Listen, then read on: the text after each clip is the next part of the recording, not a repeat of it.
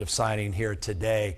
The issue of evictions, the issue of this moment and the economic anxiety that so many people are struggling and suffering through is the issue.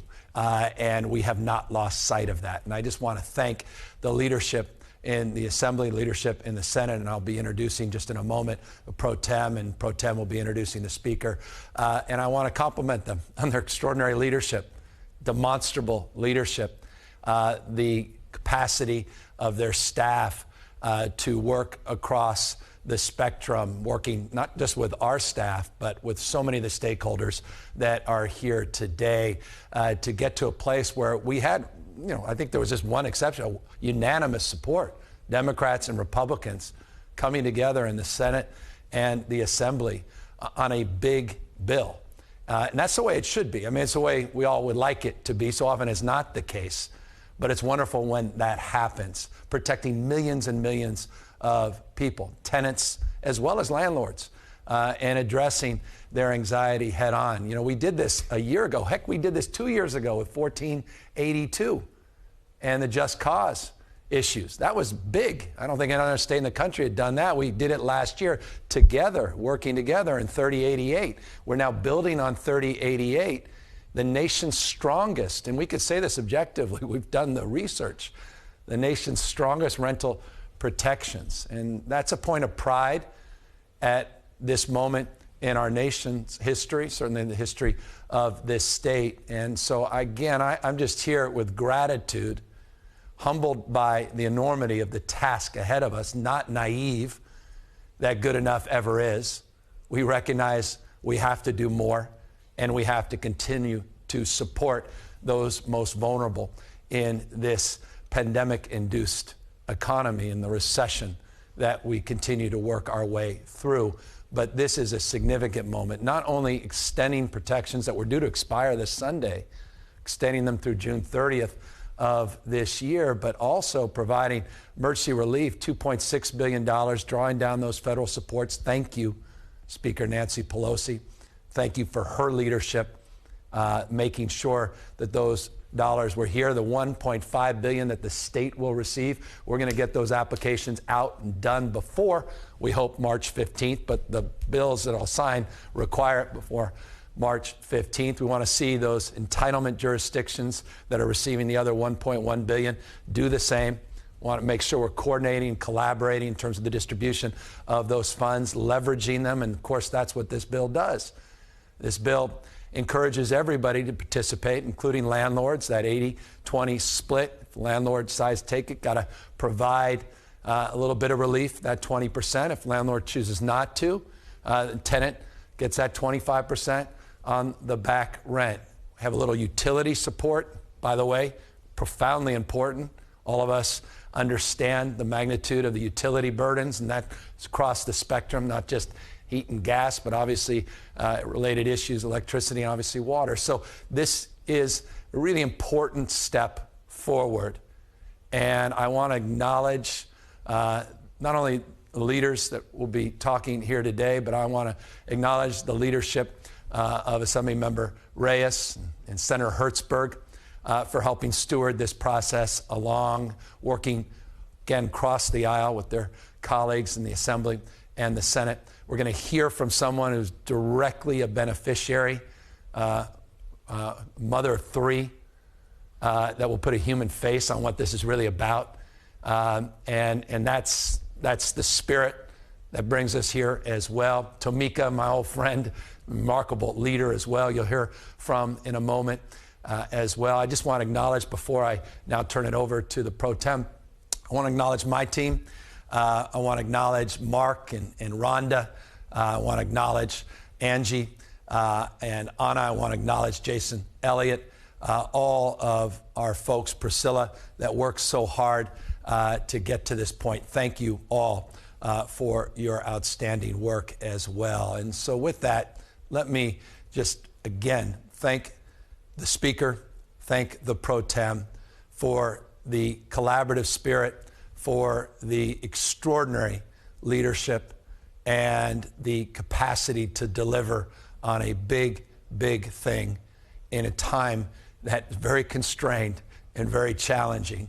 That, again, is what leadership is all about. So it's an honor for me to introduce the leader of the Senate, who has just done a magnificent job getting us here to this point, and that's our pro tem, Tony Atkins.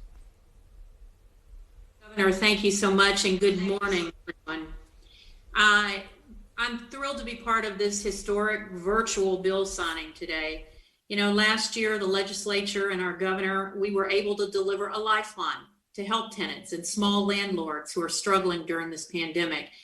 This year, we knew if we didn't act, in a few days, that lifeline would slip through our fingers and more Californians would suffer. Today, we're able to take another important step forward, and the lifeline has indeed been extended. But the fact of the matter is, we're going to need a bigger boat.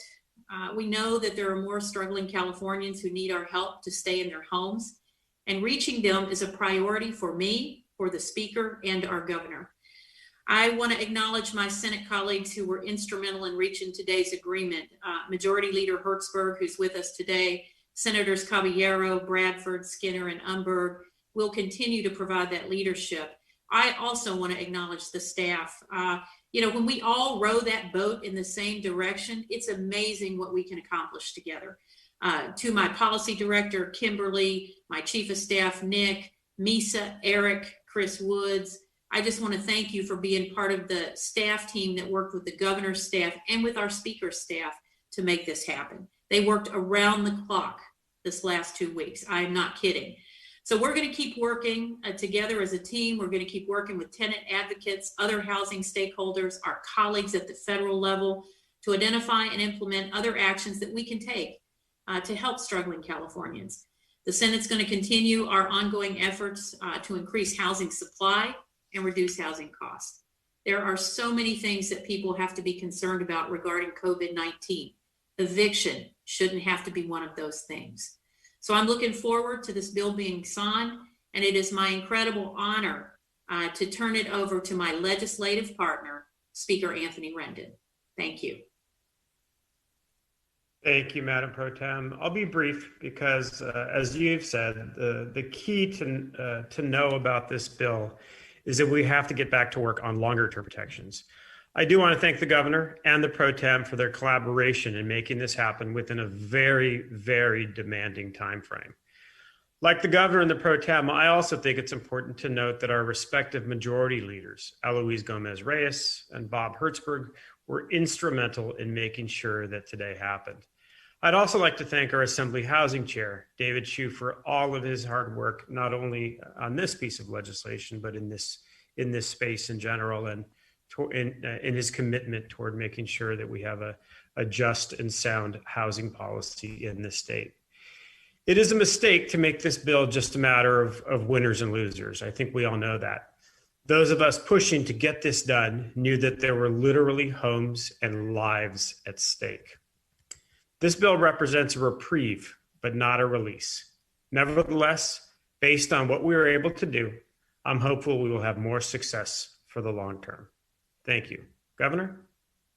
I appreciate that. And again, thank you for your extraordinary energy and leadership placed in this and getting this done. And let me also just, because I was remiss, you should always start with your secretary, Secretary Castro Ramirez, who Lourdes did an amazing job as well, and her entire staff. So thank you, Madam Secretary, for your leadership. And thank you, Mr. Speaker, acknowledging David Hsu, who's been at this for years and years. And I, too, want to share and express my public appreciation for his effort and support in this. We have someone, as I noted, 3 young children, and I don't want to tell your story, I think it's at $8,000 of back rent, had COVID, whole family, and went back to work. There was no job there to go back to, and has been working through. I think you have actually a very generous landlord, which, by the way, we're trying to help small landlords as well here. At the same time, we're helping tenants that's trying to work through this. But I think you're just a perfect example of someone who will be a direct beneficiary of this bill. And as the Speaker said, it's about human beings. It's not about data stats. This is about real lives and your own personal journey. And I'm honored, Zella, that you're here to talk a little bit about your journey and introduce yourself more formally. My name is Graciela. Thank you, Government Nation, to invite me to share my story. We got sick in September. All my family got COVID. Me, my husband, my kids, everybody get sick. As a family, we're a strong family. We always keep together. We work together. And then we pass through this thing. In that moment, I don't worry about the financial. I worry about my family, about my husband, about taking care of them. And then when we're done, we're trying to go back job, no job. Now with this news, I get so excited. I get so happy. And I want to say thank you, because this one has helped me too much. Help my family to keep going. My kids are in the university, and I wanted them to get better life.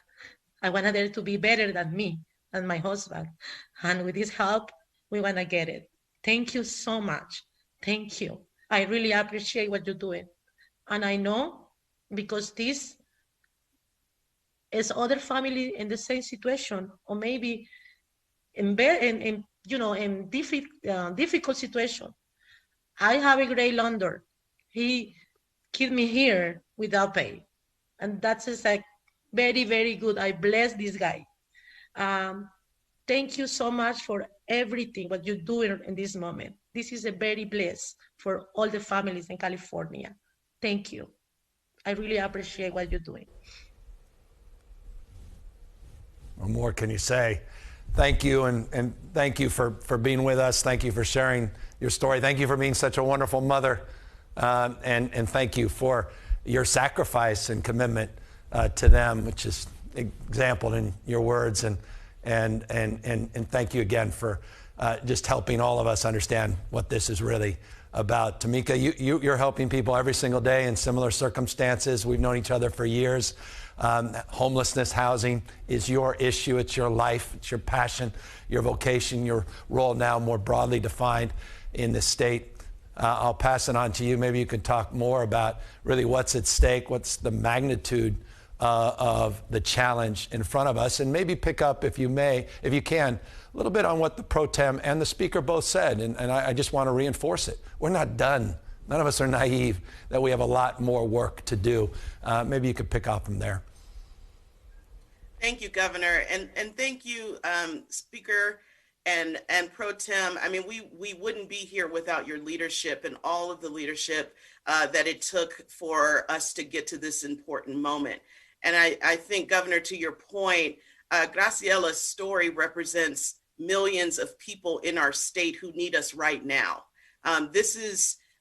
We had to sprint to this finish line to ensure that many folks were not going to experience homelessness or fall below parts of their lives that they couldn't imagine. But this work is a marathon.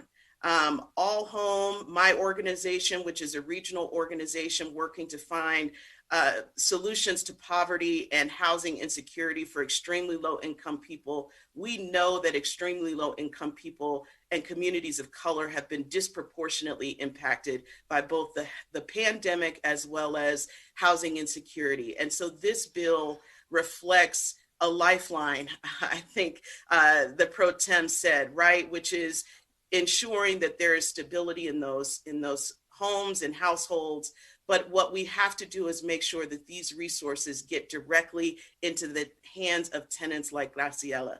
We need to make sure that we work with your staff, Governor, with Secretary Ramirez and many others, and especially our tenant advocacy groups and community organizations who are going to be delivering these resources in a timeline that is really challenging. And so implementation is key. All Home stands at the ready to really support our community partners and the legislative leadership, as well as your leadership, Governor, in order to ensure successful implementation of this. I've been working in community for 25 years. I know my skin looks good on Zoom, but this work is my passion, and we don't have an opportunity to let up the gas because we got to this moment. And so I look forward to the partnership that will continue, which is really where it's going to matter, making sure that this money gets into the hands of our extremely low income tenants and our landlords. We know a lot of our landlords are struggling.